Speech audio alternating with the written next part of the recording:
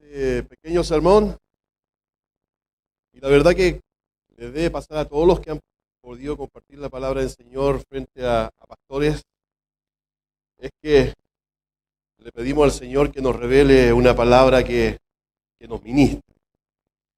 Y la verdad que buscando el sermón de hoy he sido ministrado por el Señor al elaborar este mensaje y espero que sea de bendición para ustedes también.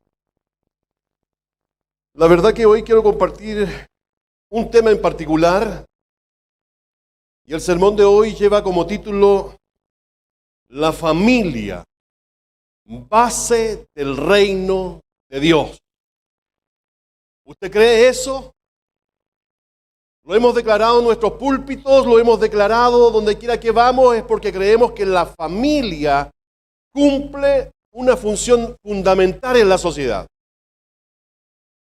No solamente es la base de la sociedad, es mucho más que eso.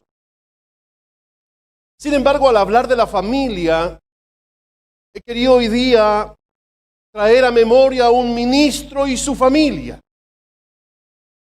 No es cualquier ministro, fue sumo sacerdote y juez de Israel. Me refiero al sacerdote Elí. Y este no solamente fue sacerdote y juez, sino que venía de una genealogía sacerdotal. Era descendiente de Itamar, hijo de Aarón, por ende, pariente directo de Moisés. No vamos a hablar de cualquier ministro, Vamos a hablar de uno que venía con años de experiencia, con uno que recibió la unción familiar, con uno que tenía bastante proyección. Como si fuera poco, cumplió ese doble rol de sacerdote y juez por 40 años. Un líder espiritual con éxito como ministro de fe, querido por la gente, pero un pésimo padre. Y hoy vamos a hablar de esta familia en particular, sobre la familia de este ministro. ¿Se recuerda usted cuál es el título del sermón hoy día? La familia, la base del reino de Dios. Así que le invito a abrir sus Biblias, por favor. En Primera de Samuel, capítulo 2, verso 12 en adelante. La familia, base del reino de Dios. Vamos a leer, a recordar cómo era la familia de este sacerdote y juez, aquel que tenía de un linaje de ministro. Comenzamos con el 12, dice así: los hijos de Elí eran hombres impíos y no tenían conocimiento de Jehová. Y era costumbre de los sacerdotes con el pueblo que cuando alguno ofrecía sacrificio, venía el criado del sacerdote mientras se cocía la carne, trayendo en su mano un garfio de 3 dientes, y lo metía en el perol, en la olla, en el caldero o en la marmita. Y todo lo que sacaba el garfio, el sacerdote lo tomaba para sí. De esta manera hacían con todo israelita que venía a Silo. Asimismo, antes de quemar la grosura, venía el Gaba. Da carne que asar para el sacerdote, porque no tomará de ti carne cocida, sino cruda. Y si el hombre le respondía, quemen la grosura primero y después toma tanto como quieras, él respondía, no, sino que dámela ahora mismo, de otra manera yo la tomaré por la fuerza. 17. Era pues muy grande delante de Jehová el pecado de los jóvenes, porque los hombres menospreciaban las ofrendas de Jehová. Saltemos ahora a 1 Samuel, capítulo 3, verso 11. 1 Samuel capítulo 3, verso 11, y dice así: Y Jehová dijo a Samuel: He aquí, haré yo una cosa en Israel, que a quien la oyere le retiñirán ambos oídos.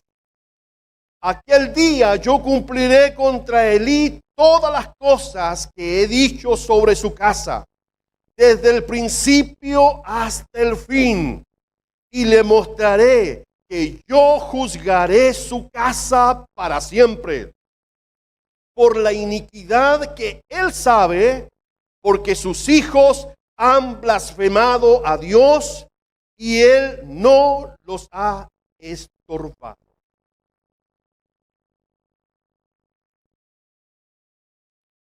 En definitiva, la familia de Elí es una advertencia para nuestros hogares.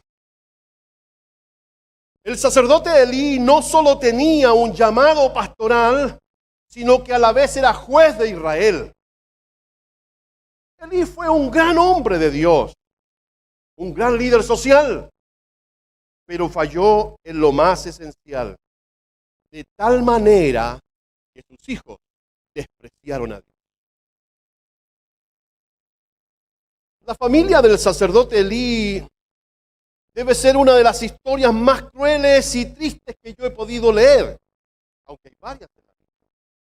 Pero cuando se trata de familia me da una tristeza al conocer toda esta información.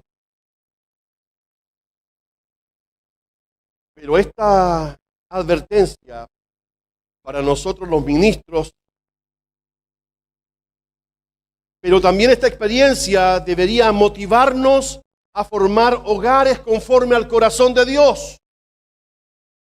Y debiera enseñarnos cómo corregir a nuestros hijos en el momento preciso. Elí era una figura relevante en la sociedad. De la misma manera que eres tú, que soy yo, que somos nosotros. Somos una figura relevante en la sociedad. En la cuadra donde vivimos, en la población donde estamos, en la comuna donde ejercemos ministerio, en la región y en el país. Y de seguro aquí en nuestro alrededor hay ministros que han impactado incluso fuera de las fronteras.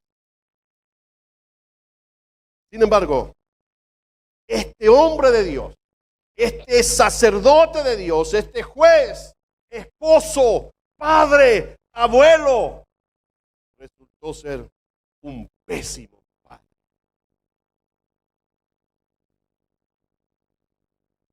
Y esto sucede cuando nosotros los padres descuidamos la formación espiritual de nuestros hijos.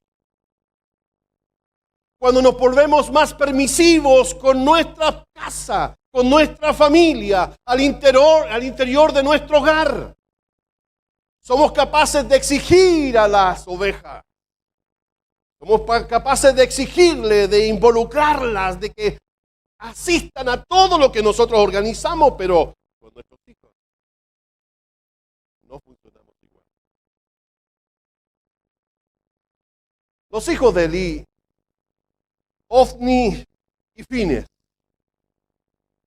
quienes eran los nietos de nada más ni nada menos que Aarón, también eran sacerdotes, pero se corrompieron gravemente. Abusaban de su posición como sacerdote, abusaron de su posición como ministros. No solamente porque ellos eran los ministros, sino que también eran los hijos del obispo, los hijos del pastor. Abusaron gravemente de su posición. No solamente tomaban la carne del sacrificio, que es lo que acabamos de leer, para sí mismos, sino que también se comportaban inmoralmente en la entrada del tabernáculo. Elí lo reprendió. Claro que sí. Mira, esto está diciendo la gente de ustedes. Pero no tomó medidas firmes para corregirlos y apartarlos del ministerio. Y eso fue lo que trajo juicio a su casa. Y trajo juicio sobre toda su familia. En 1 Samuel 2, verso 12 dice: los hijos de Elí son descritos como hombres impíos que no tenían conocimiento de Jehová. Su pecado específico era que abusaban del sacrificio. Y ya entendemos esto de que sacaban carne no asada, no cocida, para alimentarse ellos, la querían cruda, no la querían cocida. Y podían disfrutar de ella a su antojo y con sus amigos y hacer lo que ellos querían. Y si no lo pasaban, la palabra del Señor dice que lo quitarían con violencia. Aquel no se la entregaba. Con esto a Dios le pareció mal. Porque en definitiva lo que hacían era menospreciar la ofrenda de Jehová. Ya que estaban robando lo consagrado a Dios. Quiero decirle, hermanos, y nosotros no tenemos que darnos muchas vueltas en eso, que Dios es un Dios celoso cuando se trata de las ofrendas a Él. Es un Dios celoso. Tan celoso que parece que no nos han enseñado que las ofrendas que recibimos deben tener un término consagrado al servicio de Dios, no al servicio de nuestros gustos o bolsillo. Lo consagrado a Dios es de Dios. Por lo tanto, tiene que tener un final para Dios. Menospreciaban la ofrenda de Jehová, ya que estaban robando lo consagrado a Dios y alterando el ritual del dar. Esto era inmoral, porque esto involucra la codicia, el robo, la violencia y la falta de temor a Dios. Pues específicamente eso. Cada vez que las ofrendas, lo que recibimos que es declarado para Dios y nosotros no lo ocupamos en Dios, estamos haciendo esta ofrenda sin temor a Dios. Pero no solamente los hijos de Elí tenían este problema. Dice, los hijos de Elí dormían con las mujeres que velaban a la puerta del tabernáculo de reunión. ¡Hey! No solamente eran hijos de Elí, sino que también eran sacerdotes. Y estos sacerdotes dormían con la gente que iba, las mujeres que iban al tabernáculo, hermano. O sea, cero temor de Dios. Para ser más específico, mantenían relaciones sexuales con mujeres que servían a las labores del tabernáculo. Las mujeres que iban a la iglesia. Estos pastorcitos recibían todo tipo de bendición. Esto era inmoral, porque profanaban el lugar santo con fornicación.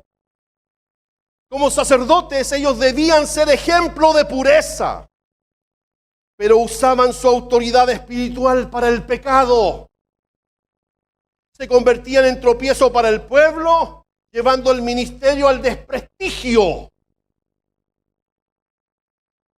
¿Cuántos de nosotros nos han desprestigiado, hermano, no? ¿Cuántos han desprestigiado el ministerio que el Señor nos entregó? Aunque la Biblia no dice de forma explícita que eran hijos del diablo,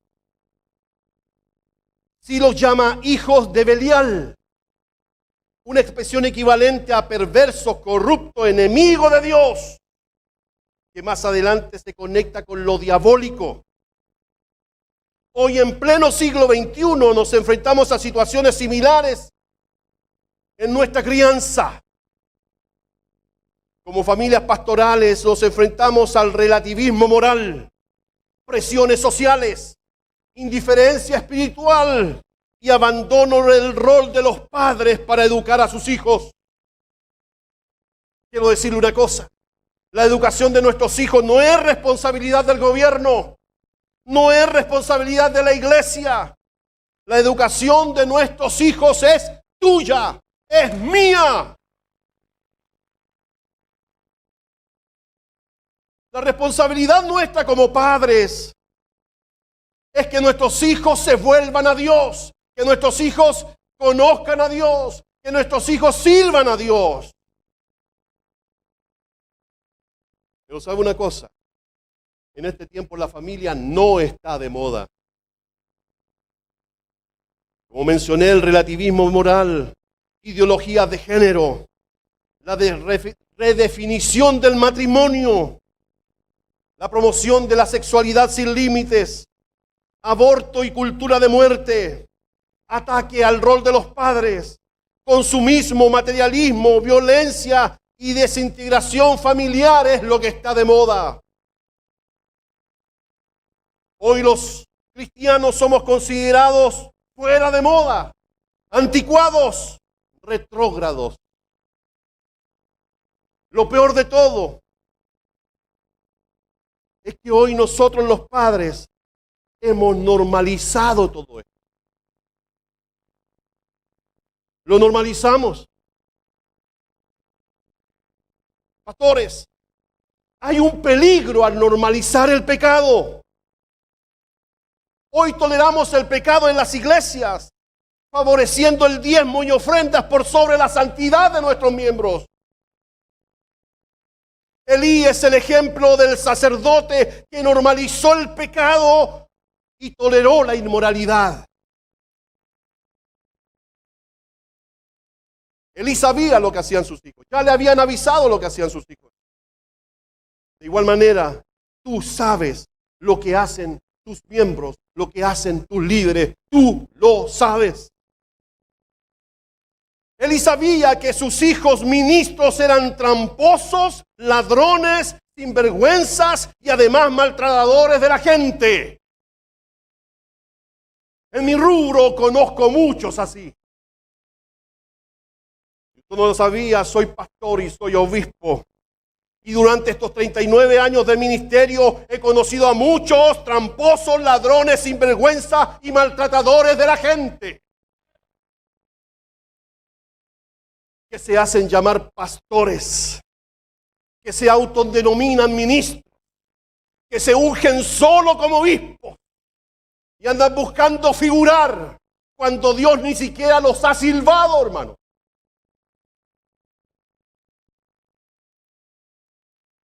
Pero viven en pecado, toleran el pecado y aceptan el pecado de estos movimientos antifamilia y que van en contra de la vida del que está por nacer.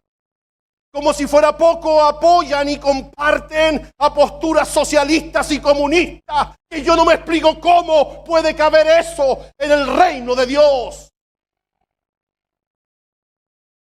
Elí tenía buen testimonio, era aceptado socialmente, fue uno de los pocos que ejerció el sacerdocio y era juez por 40 años, pero fue un pésimo padre.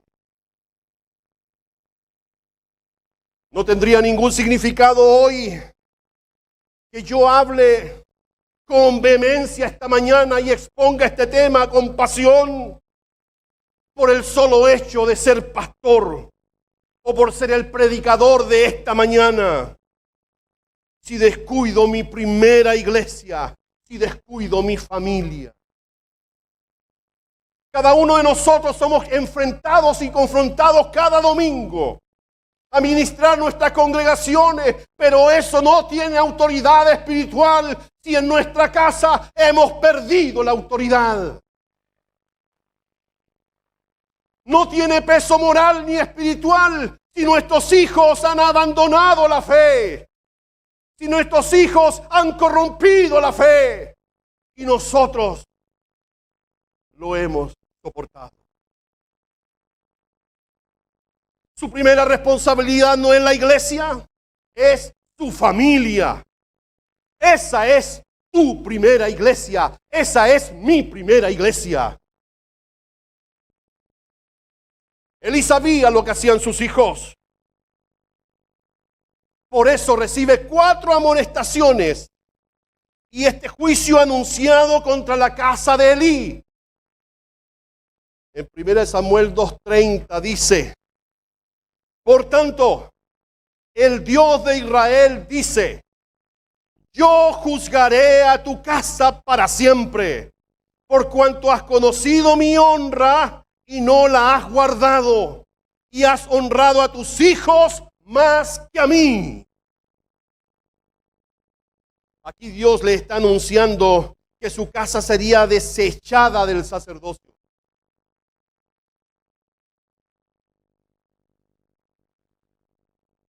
Y mire, hay promesas que habían en la genealogía de este sacerdocio.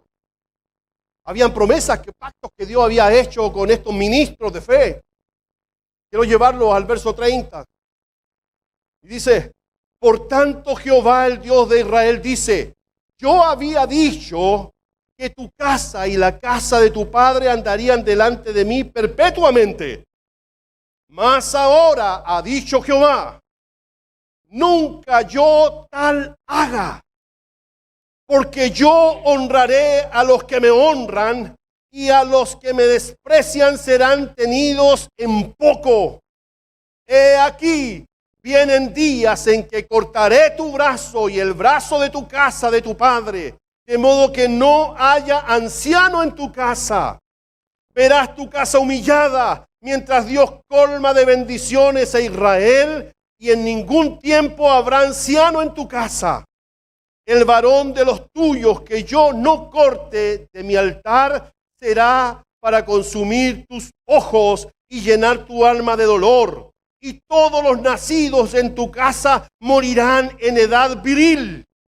Y te será por señal esto, que acontecerá a tus dos hijos, Ofni y Fines. Ambos morirán en un día.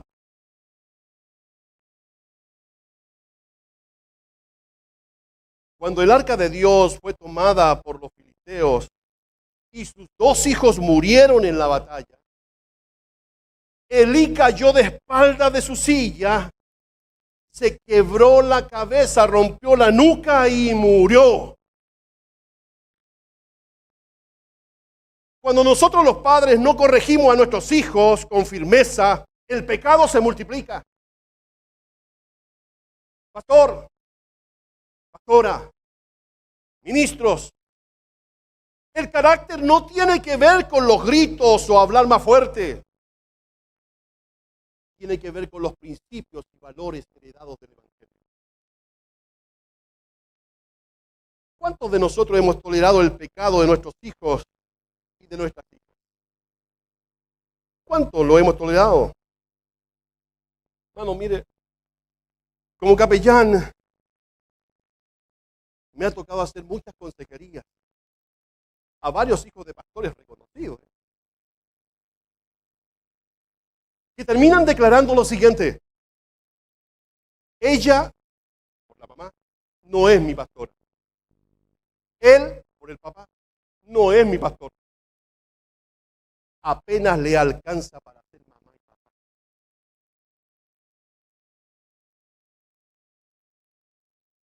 Obviamente vienen a mí porque guardamos el secreto de confesión. Y podemos dar consejería al respecto. Y estoy convencido que tú probablemente también pastoreas muchas personas, pero no eres el pastor de tu hijo ni de tu hijo.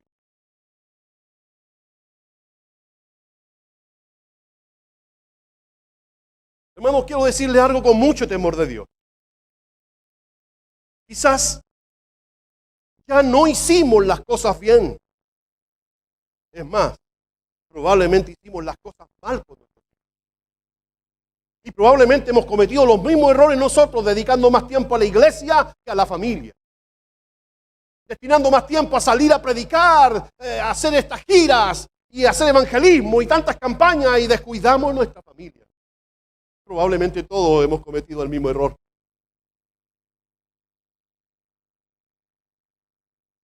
El problema es que si seguimos bajando nuestros estándares del cristianismo, perderemos a la siguiente generación también. Probablemente ya hemos perdido a nuestros hijos. Probablemente tu carga mayor hoy día sea que tus hijos se fueron del Señor, no se congregan en la iglesia. Tú no eres el pastor ni la pastora de ellos. Probablemente esa sea la carga que llevas tú hoy día. Pero sabes una cosa, si seguimos bajando los estándares, perderemos a la siguiente generación, es decir, también perderemos a nuestros nietos.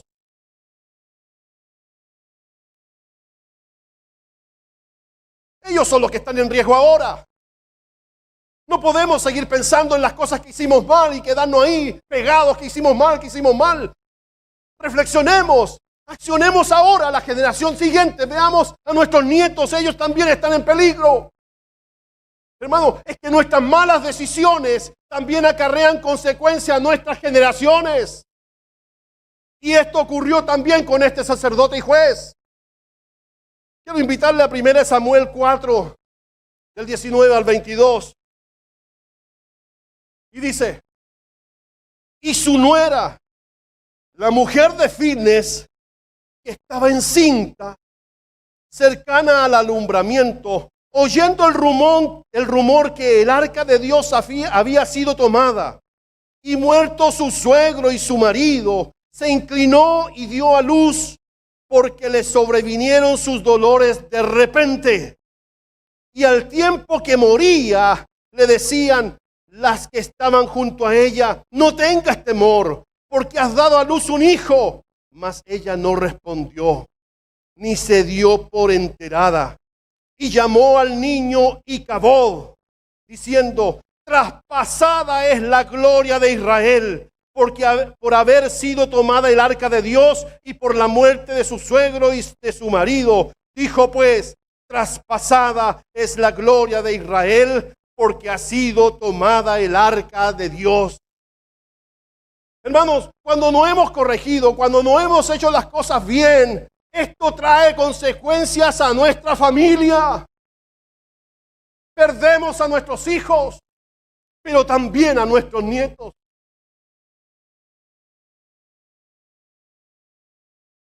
Cuando nace este niño, le ponen nombre de Icabod. Y esto marca un punto de inflexión en la historia de Israel. Porque el nacimiento de este niño representa la pérdida de la gloria de Dios debido a la desobediencia y a la corrupción de sus líderes.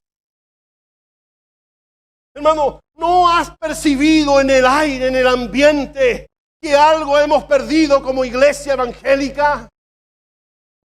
¿No has percibido que pareciera que la autoridad del Espíritu que un día tuvimos ahora ya no está?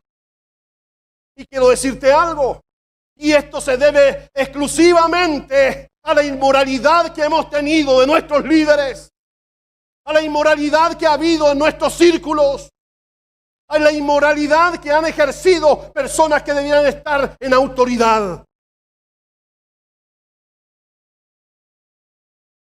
Esta historia nos invita a reflexionar por sobre la importancia de la fidelidad a Dios, la importancia de tener un liderazgo espiritual, más que un liderazgo de movimiento, más que el liderazgo de querer tener éxito en el ministerio, porque hoy día medimos el éxito de algunas formas que a usted también son conocidas. El que tiene más miembros, el que tiene más éxito. Yo le digo, no, hermano, estamos equivocados. El que tiene más éxito es aquel que ha hecho más bautismo en un año. Hoy día son los mismos peces cambiándose de pecera. Los movimientos que tienen iglesias más numerosas no son nuevos conversos, son hermanos que se cambiaron de iglesia. Y a eso le llamamos éxito.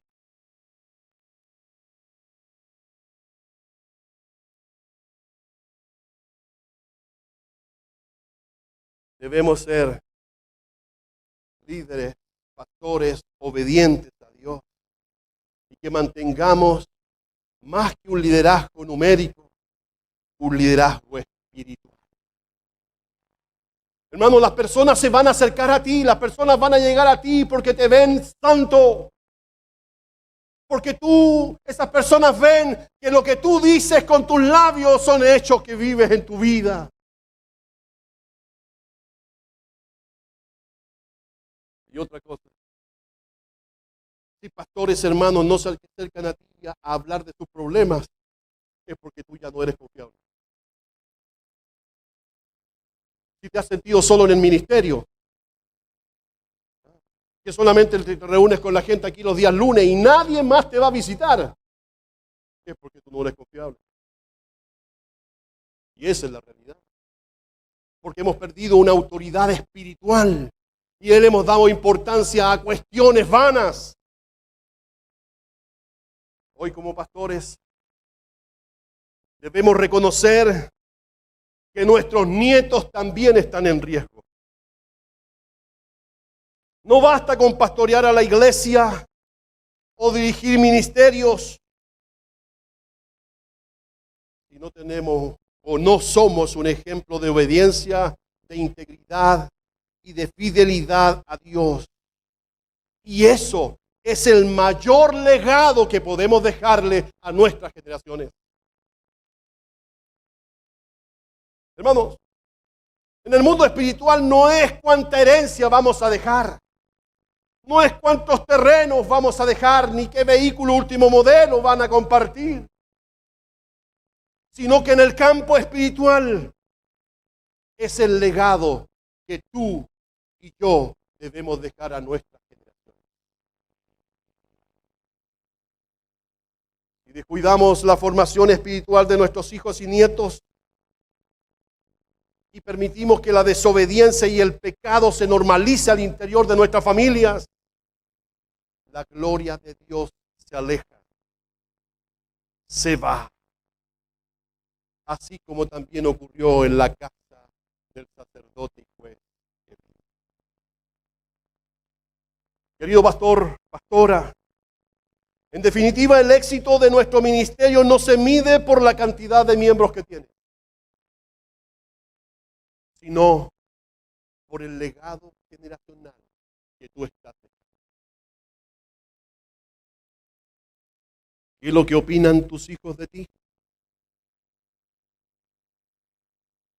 ¿Qué es lo que opinan tus nietos de ti? Eso es lo que debiera importar. Más que cuántos cultos hacemos en la semana, más que cuánta membresía tenemos, porque no debemos olvidar que la familia es la base del reino de Dios. Probablemente en esta tarde